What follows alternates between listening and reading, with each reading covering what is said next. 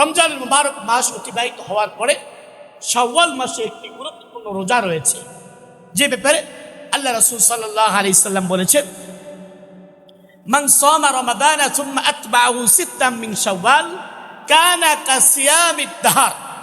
রমজানুল মুবারক মাসের পরে যে ব্যক্তি শাওয়াল মাসে 6টি রোজা রাখবে, আল্লাহ পাক রব্বুল আলামিন তাকে পূর্ণ বছর রোজা রাখার সওয়াব দান করবেন। বলেন না সুবহানাল্লাহ। এখন প্রশ্ন হলো, আমি যদি কাজা রোজা থাকে তাহলে আমি আগে কাজা রোজা করব নাকি আমি শাওয়াল মাসে রোজা রাখবো? বিশেষ করে মা বোনদের অনেক কাজা হয়ে যায়, অথবা আমি কোনো সফরে গিয়েছি, সফরে যাওয়ার কারণে আমার কাজা হয়ে গিয়েছে, বা কোনো দুর্ঘটনার কারণে কাজা হয়ে গিয়েছে, তাহলে আমি কি কাজা রোজা পালন করব নাকি আমি শাওয়ালের রোজা পালন করব?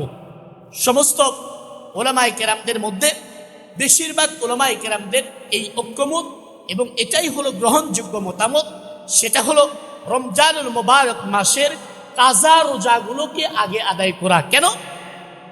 আল্লাহ পাক রব্বুল আলামিন রমজানুল রোজাকে ফরজ করেছে কুরআনুল কারীমের আয়াত দ্বারা, এবং এটা ফরজ ইবাদত।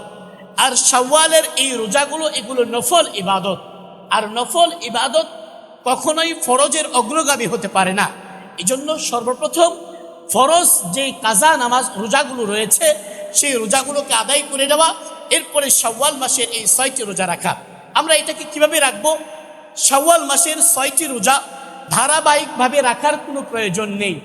পুরা মাসের ভিতরে যে কোনো তারিখে যে কোনো দিনে 6টি পরিপূর্ণ করলেই সে 1 বছর পরিপূর্ণ রোজা রাখার সওয়াব পেয়ে যাবে। বলেন না সুবহানাল্লাহ।